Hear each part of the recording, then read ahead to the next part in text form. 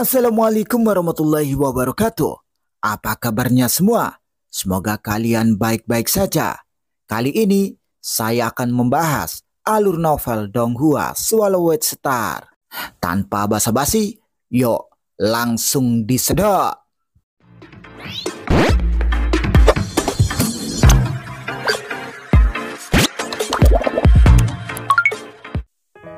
Melanjutkan dari cerita sebelumnya. Di padang gurun yang luas, seorang pemuda memandang ke kejauhan. Sungai darah yang luas dan tak berujung menutupi separuh langit. Aku terbunuh, dan negara kuno Yanfeng tidak melakukan apa-apa. Tatapan mata pemuda itu dingin. Sekarang, jubah hitam itu bahkan lebih sombong, menduduki wilayah yang luas dan ingin membangun kerajaan dewa yang besar yang sebanding dengan kedua negara kuno itu. Aku ingin melihat apakah kedua negara kuno itu akan terus bertahan. Kaisar Qing, leluhur Yanfeng, leluhur Lei Ting, bisakah kalian bertiga benar-benar menanggungnya?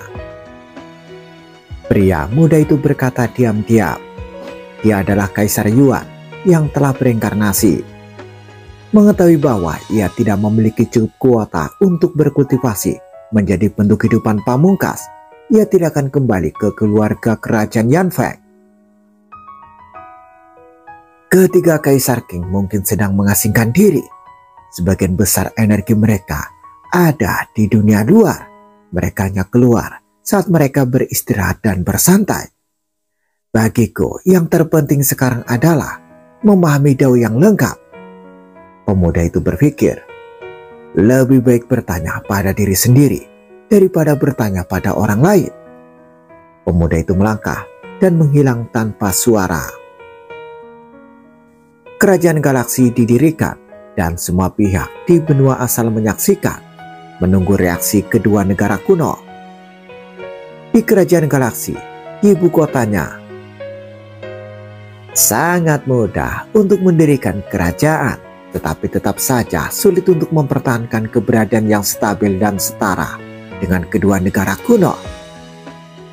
Gumam Luo Feng. Dia duduk di puncak pavilion 9 lantai sambil minum sendirian. Dengan kebanggaan kedua leluhur, dapatkah mereka mentoleransi keberadaan kerajaan galaksi? Sulit untuk mengatakannya. Hahaha. Aku sangat menantikan para leluhur kedua negara untuk mengambil tindakan dan untuk memverifikasi kelemahan metodeku. Luo Feng berharap untuk bertarung dengan para leluhur kedua negara. Tuan, ada tamu. Morosa muncul diam-diam di samping. Luo Feng mendongak dan memandang ke kejauhan. Gelombang samar berwarna darah melintas dan seorang pria parubaya muncul di kejauhan.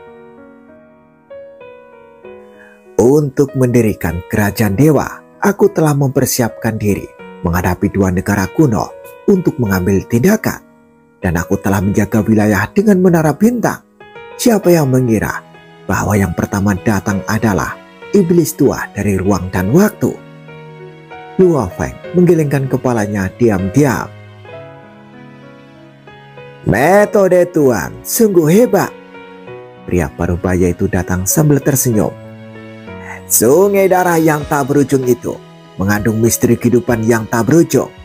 Ia dapat menembus masa lalu dan masa depan dan menembus segalanya. Bayanganku yang memantulkan waktu dan ruang tidak dapat menghindarinya. Aku sudah lama mendengar nama iblis ruang dan waktu, kata Luo Feng. Pria parubaya itu menatap pria berjubah perak dan berwajah emas di depannya. Dengan wilayah kekuasaannya, dia bisa melihat sekilas bahwa pria berjubah perak dan berwajah emas ini adalah kumpulan energi yang sangat mengerikan. Begitu kekuatan ini meletus, itu akan menghancurkan dunia. Di benua asal ini, tidak ada lawan.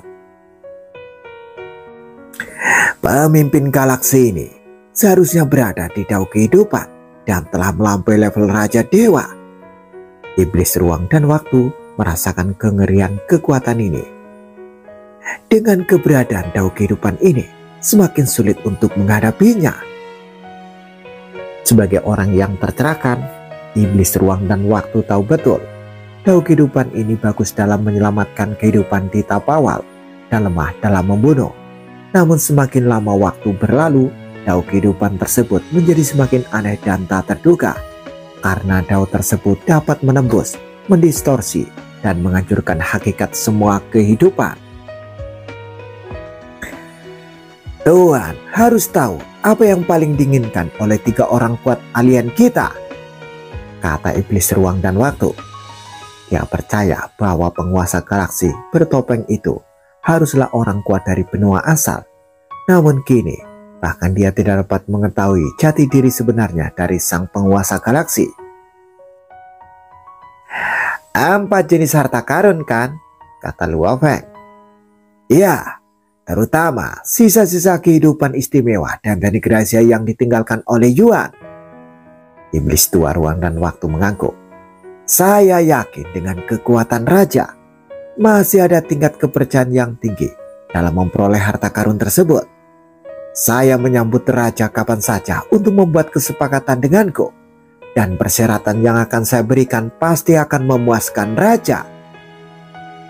Di matanya, penguasa galaksi seharusnya merupakan makhluk yang melampaui tingkat raja dewa, dan harta yang diperoleh di benua asal pastilah luar biasa. Lihat, apa yang bisa kau tukarkan dengan 5 harta rahasia ini?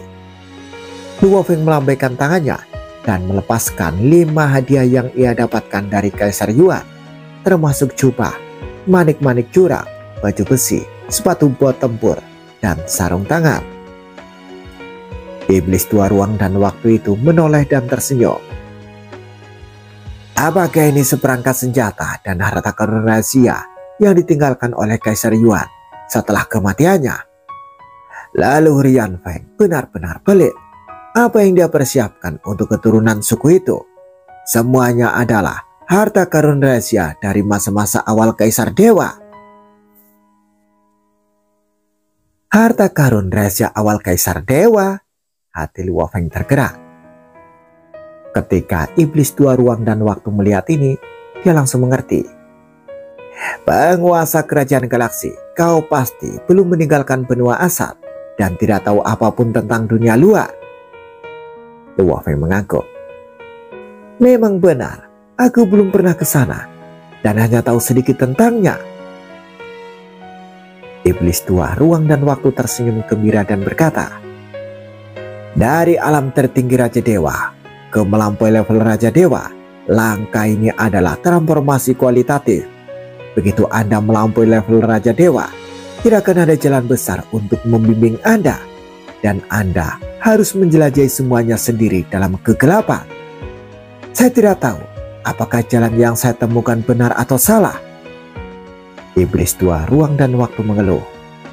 Terkadang Anda masih dapat meningkatkan kekuatan Anda jika Anda mengambil jalan yang salah. Namun pada titik tertentu akan ada banyak konsekuensinya, dan Anda bahkan mungkin tidak akan pernah dapat membuat kemajuan lebih lanjut. Luo Feng mengangguk, dia tahu itu. Yang kuat di atas Raja Dewa berasal dari miliaran dunia, dan ada sekolah yang berbeda. Tentu saja mereka memiliki nama yang berbeda. Iblis tua ruang dan waktu berkata, beberapa disebut alam Kaisar Dewa dan beberapa disebut alam Wushu. Alam Wushu juga disebut alam Daojun. Karena berlatih dengan bantuan garis keturunan adalah arus utama, karena itu paling sederhana, lebih dari 99% orang kuat berasal dari sekte garis keturunan. Sekte garis keturunan umumnya disebut alam Kaisar Dewa. Jadi Kaisar Dewa adalah gelar yang paling umum digunakan, kata iblis tua ruang dan waktu. Alam Kaisar Dewa terbagi menjadi 4 tahap, yaitu tahap awal Kaisar Dewa, tahap tengah Kaisar Dewa, tahap akhir Kaisar Dewa, dan tahap kesempurnaan Kaisar Dewa. Seperti yang disebut alam Dao penguasa, ia juga dibagi menjadi 1 langkah, 2 langkah, 3 langkah, dan 4 langkah. Nama-nama yang berbeda semuanya juga dibagi menjadi 4 langkah. 4 langkah keluar dari kegelapan. Langkah keempat semuanya memiliki nama umum, yaitu alam semi Hunyuan. Iblis tua ruang dan waktu tidak keberatan berbagi informasi ini dan berkata, alam semi Hunyuan melambangkan sebuah batas. Hanya dengan menembus batas ini, seseorang dapat menjadi kehidupan Hunyuan. Seperti Yuan adalah makhluk Hunyuan yang sangat kuat. Luo Feng mengerti. Di atas Raja Dewa, mengambil 4 langkah dalam kegelapan adalah tingkat semi Hunyuan. Apa yang di atas itu adalah kehidupan Hunyuan. Sedangkan untuk harta karun rahasia senjata ini, misteri yang terkandung di dalamnya menentukan levelnya. 5 harta karun rahasia ini semuanya adalah harta karun rahasia tahap awal Kaisar Dewa. Harta karun itu juga dibuat dengan baik dan lebih cocok untuk digunakan oleh Raja Dewa, kata iblis tua ruang dan waktu. Sebenarnya harta karun rahasia ini tidak berguna bagiku. Iblis tua ruang dan waktu itu menatap Luo Feng sambil tersenyum. Namun untuk transaksi pertama, aku akan membantu Raja. Kebetulan aku memiliki harta karun rahasia berjenis kehidupan dari mendiang Kaisar Dewa. Aku yakin itu akan berguna bagimu. Gunakan saja baju zirah dan manik ini sebagai gantinya, kata iblis tua ruang dan waktu. Luo Feng mendengarnya. Mereka juga merupakan harta karun rahasia awal Kaisar Dewa. Nilai 1 set baju zirah jauh lebih tinggi daripada sarung tangan, sepatu bot dan jubah. Hanya mutiara curang yang dapat dibandingkan. Iblis tua ruang dan waktu jelas memilih 2 barang yang paling mahal. Jangan khawatir, aku tidak akan memanfaatkanmu. Ketika kamu meninggalkan benua asap, semuanya akan jelas. Aku masih menderita kerugian dalam transaksi ini, kata iblis tua ruang dan waktu sambil tersenyum. Baiklah, aku setuju dengan kesepakatan itu. Luo Feng tidak membuang-buang waktu. Sejujurnya, Luo Feng memandang rendah kelima harta karun rahasia milik Kaisar Yuan ini, karena poin harta karun ruang tak terbatas juga dapat ditukar dengan harta karun rahasia. Menurut pengenalan harta karun rahasia tersebut, banyak harta karun rahasia dapat digunakan pada level semi Hunyuan. Di ruang tak terbatas, baik itu warisan atau harta, nilainya sangat tinggi. Satu-satunya masalah adalah poin hadiah terlalu sulit diperoleh. Luo Feng juga berpikir, aku harus berhati-hati dengan poin hadiahku. Iblis tua ruang dan waktu tersenyum berkata, aku akan mengatur inkarnasi untuk mengantarkan harta karun itu. Luo Feng duduk di sana dan menunggu dengan sabar. Segera, sosok lain dari iblis ruang dan waktu datang dari jauh, membawa serta barang-barang dagangan. 2 sosok iblis tua ruang dan waktu itu kemudian bergabung menjadi satu. Dia tersenyum dan membalikkan tangannya, dan setetes air hijau muncul di tangannya. Tetesan air itu berangsur-angsur berubah menjadi bentuk perahu terbang. Ini adalah perahu terbang tipe pelarian dari mendiang Kaisar Dewa. Di masa depan, kamu akan meninggalkan dunia asal. Akan ada banyak bahaya, dan itu akan memainkan peran besar ketika saatnya tiba. Luo Feng mengulurkan tangan dan mengambilnya. Setetes air berwarna hijau jatuh di telapak tangannya. Pikiran Luo Feng menembus, dan dia dengan cepat mengendalikan harta rahasia ini. Dan tetesan air secara alami berubah menjadi perahu terbang. Pada tahap akhir Kaisar Dewa, harta rahasia kehidupan.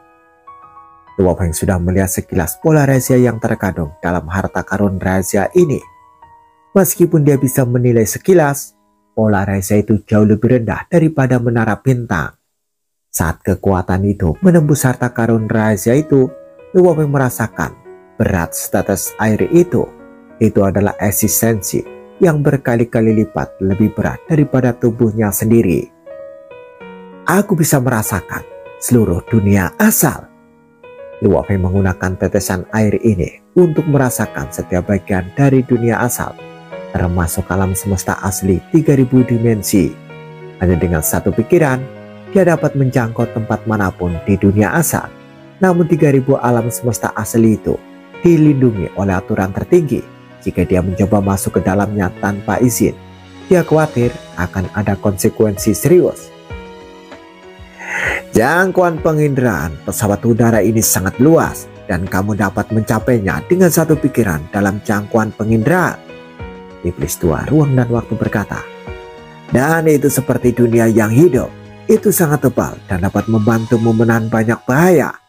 Terutama kamu junior yang lemah, pergi ke luar dunia asal tanpa peralatan pelindung apapun, mudah mati.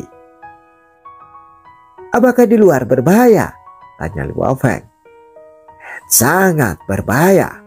Iblis tua ruang dan waktu berkata, mereka yang bisa melangkah keluar dari dunia asal bukanlah orang biasa.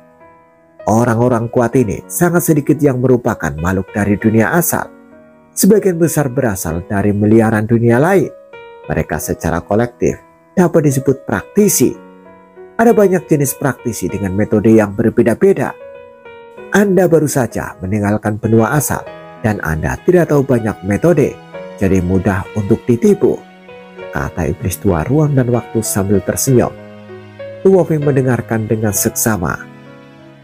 Bagaimanapun juga, para praktisi berada di kubu yang sama, kata iblis tua ruang dan waktu. Mereka yang lahir bersama makhluk hunyuan adalah musuh terbesar kita. Mereka lahir di luar kandang dan mereka adalah makhluk hunyuan. Namun kebanyakan dari mereka memiliki kecerdasan dan pemahaman yang sangat rendah dan tidak dapat memanfaatkan banyak kekuatan garis keturunan. Kekuatan mereka hanya setingkat kaisar dewa.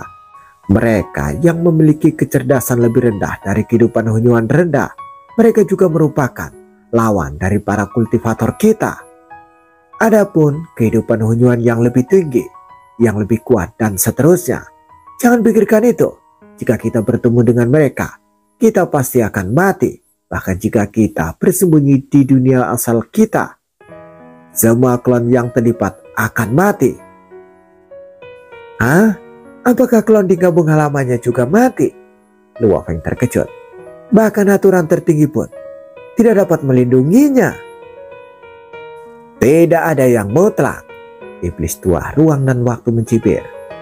Aturan tertinggi bahkan tidak dapat melindungi dirinya sendiri. Tidak dapat melindungi dirinya sendiri? Mengapa? Tanya Luo Feng bingung. Kelompok kehidupan hunyuan alami sangat besar dan sangat kuat, jauh melampaui kelompok kultivator kita. Iblis tua ruang dan waktu berkata, Senior Yuan dan yang lainnya juga menentang kelompok kehidupan hunyuan alami. Namun secara keseluruhan, kita berada pada posisi yang kurang menguntungkan. Sejauh yang aku tahu, ada beberapa dunia asal yang telah dilahap oleh kelompok kehidupan hunyuan alami. Iblis tua ruang dan waktu itu menatap. Luo Feng merasa ngeri saat mendengar ini. Menurutmu, mengapa Yuan meninggalkan begitu banyak harta karun di benua asal? Iblis tua ruang dan waktu menggelengkan kepalanya sedikit. Itu karena seluruh kubu kultivator berada pada posisi yang kurang menguntungkan dalam pertempuran dengan kelompok kehidupan hunyuan alami. Saya pernah melihat dengan mata kepala sendiri bahwa seekor binatang raksasa memasuki dunia tempat para praktisi berkumpul. Kehidupan hunyuan di pihak praktisi kami tidak dapat menghentikannya dan mencabik-cabik. Saya segera memusnahkan klanku. Hanya sedikit orang di dunia ini yang dapat bertahan hidup, kata iblis tua ruang dan waktu. Luo Feng bingung setelah mendengar itu. Melahap dunia asal. Dibandingkan dengan level ini, dia memang terlalu lemah. Iblis tua ruang dan waktu memandang Luo Feng dan berkata, di luar dunia asal itu sangat kejam. Aku juga akan memanfaatkan setiap kesempatan untuk menerobos dunia dan berteleportasi ke setiap dunia asal. Aku berharap mendapatkan lebih banyak kesempatan dan dapat berlatih di dunia. Ketika iblis tua ruang dan waktu memandang Luo Feng, Ia juga melihat orang-orang yang serupa. Banyak sekali orang sejenisnya yang berjalan dalam kegelapan. Bahkan Yuan dan yang lainnya yang berdiri di puncak pun berjuang untuk melawan kekuatan yang lebih besar.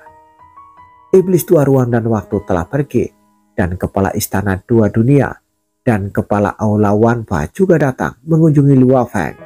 Rupanya dia berpikir bahwa dengan kekuatan Luo Feng, dia seharusnya bisa mendapatkan sisa-sisa kehidupan khusus dan teknik rahasia. Luo Feng mencoba menjual 3 harta karun rahasia lainnya, yaitu jubah, sepatu bot, dan sarung tangan yang ditinggalkan oleh Kaisar Yuan. Namun, 3 harta karun rahasia awal Kaisar Dewa ini tidak dianggap serius oleh penguasa Istana Dua Alam dan penguasa Aula Wanfa. Iblis dua ruang dan waktu itu benar, 5 barang murah. Hanya baju zirah dan manik-maniknya yang lebih berharga. Luo Feng juga mempelajari informasi di luar dunia asal dengan Master Istana Dua Alam dan Master Wanfa. Keduanya tidak menyembunyikannya dan berinisiatif untuk banyak bicara. Semakin banyak yang dia pelajari, semakin berat hati Luo Feng. Dunia asal adalah tempat lahirnya makhluk-makhluk asal. Dunia luar adalah tempat kegelapan. Sekarang aku bahkan belum mencapai alam tertinggi. Aku masih terlalu lemah. Kesombongan Luo Feng yang memiliki kekuatan tak terkalahkan di benua asal juga sirna. Tentu saja dia juga tahu kekuatan dan kelebihannya. Kerugiannya, wilayah kekuasaannya masih relatif rendah, hanya tingkat kedua Raja Dewa. Keuntungannya adalah bahwa dao hidup dan mati adalah dao fusi yang kekuatannya jelas sangat kuat. Ini adalah dao yang jauh melampaui level yang sama, dan dia juga memiliki menara bintang. Kerajaan Dewa Galaksi dengan status yang dekat dengan kedua negara kuno secara alami menarik beberapa musuh kedua negara kuno untuk mengambil inisiatif untuk menyerang. Yang mulia, mata Kaisar Guizu memerah dan dia berkata dengan hormat, dalam kehidupanku sebelumnya, aku adalah Raja Dewa Lihe. Aku memiliki perseteruan berdarah dengan Kaisar Yan, Kaisar Si, dan Kaisar Wu. Dari negara kuno Yanfeng, istriku, 3 putra, 2 putri, dan rakyatku semuanya dibantai oleh ketiga kaisar itu. Setelah berinkarnasi, aku selalu ingin membalas dendam. Namun aku hanya menargetkan 3 cabang, yaitu Kaisar Yan, Kaisar Si, dan Kaisar Wu, dan tidak melibatkan orang lain. Luo Feng mengenakan jubah perak dan wajah kemasan, duduk di singgasana, menunduk dan mengangguk sedikit. Saya telah mendengar tentang masalah Raja Dewa Lihe. Kaisar Guizu berkata dengan hormat. Saya dengan tulus mengikuti Tuan, tolong terima saya. Balas dendamnya terlalu sulit. Ketika dia mendengar bahwa penguasa galaksi membunuh Kaisar Yuan, dia langsung ingin bergabung. Aku suka orang yang menghargai persahabatan dan kesetiaan, dan aku tidak suka orang yang hina. Luo Feng menunduk. Besok, mulai hari ini, kau adalah anggota kerajaan Dewa Galaksi milikku. Ya, Kaisar Guizu menjawab dengan hormat. Kaisar Guizu, ikutilah aku, kata Morosa di samping. Morosa sekarang menjadi pengurus seluruh kerajaan Dewa Galaksi, dan dia memiliki cukup kekuatan untuk mengelola Raja Dewa yang tidak patuh dan kuat ini. Luo Feng juga merasa tertarik menyaksikan kepergian Kaisar Guizu. Ketika aku mengungkapkan identitasku di masa depan, aku ingin tahu apa yang akan dipikirkan saudara Guizu, pikir Luo Feng. Guizu dan Kaisar Yan serta 3 kaisar lainnya memiliki perseteruan berdarah, dan Luo Feng juga mendukungnya untuk membalas dendam. Akhir-akhir ini, semakin banyak Raja Dewa yang berada di bawah komandoku, pikir Luo Feng. Ada 16 Raja Dewa yang baru saja menyerah, dan Luo Feng akrab dengan 2 orang diantaranya, yaitu Kaisar Guizu dan Raja Dewa Yuntian. Raja Dewa Yuntian adalah Raja Dewa wanita dari Gedung Samsara. Kali ini, ia mengambil inisiatif untuk bergabung dengan Kerajaan Galaksi bersama rekan taunya. Sejak perseteruan dengan Kerajaan Kuno Guntur, Raja Dewa Yuntian telah melarikan diri dan tidak pernah mengumumkan rekan Tao-nya. Kali ini, pasangan Tao akhirnya bisa hidup bersama dengan terbuka.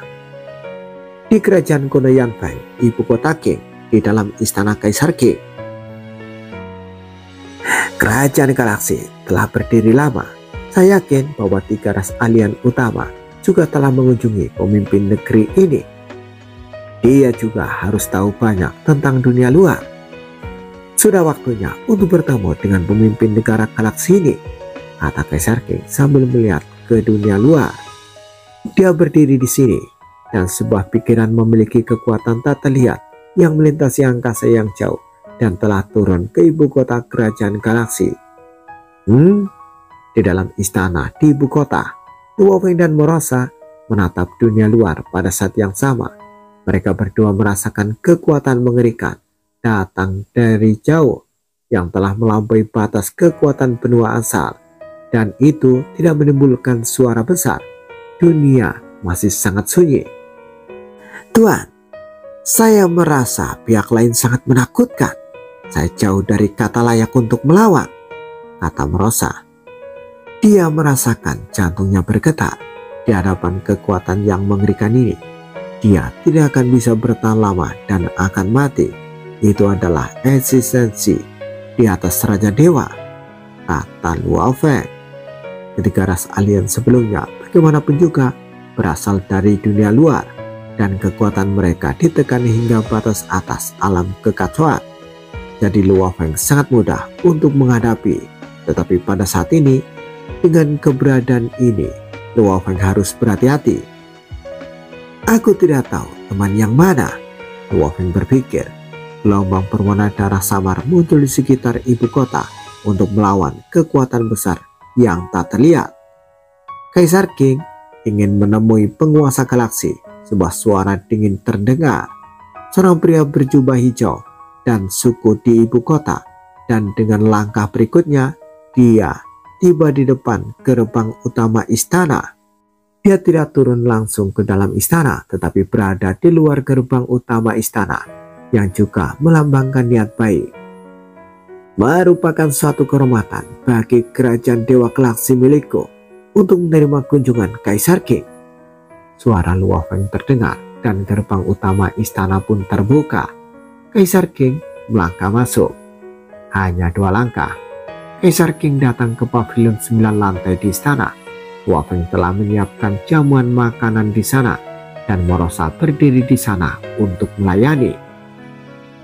Hari ini akhirnya aku bisa bertemu dengan penguasa galaksi. Kaisar Qing tersenyum dan berjalan mendekat. Tiba-tiba dia menatap Morosa di sampingnya dengan heran. Siapakah pelayan tua ini? Tanya Kaisar Qing. Dia memiliki banyak metode pengamatan yang berjalan sekilas. Dalam pengamatannya, penguasa galaksi adalah inkarnasi dari sungai darah yang mengerikan, deras dan luas. Dan pelayan tua ini seperti jurang yang dalam, sulit untuk diintip. Tak apa jika ia tidak bisa melihat menembus sang penguasa galaksi, tapi ia pun tak bisa melihat menembus pelayan tua ini. Itu adalah binatang sektor dunia di bawah komandoku, kata Luo Feng. Kaisar Qing tersenyum. Aku masih bertanya-tanya bagaimana 2 makhluk kuat bangkit pada saat yang sama di benua asal. Ternyata pelayan tua ini adalah binatang sektor dunia. Penguasa galaksi benar-benar luar biasa. Dia benar-benar dapat membudidayakan binatang sektor dunia. Pada level Kaisar Qing, tentu saja dia tidak peduli dengan binatang sektor dunia. Lagi pula, binatang sektor dunia tidak dapat menembus batas takdir, dan mereka akan selalu menjadi alam pamungkas. Bersambung, bagaimana kelanjutan kisahnya? Tunggu jawabannya di episode selanjutnya. Dadah, semoga paham.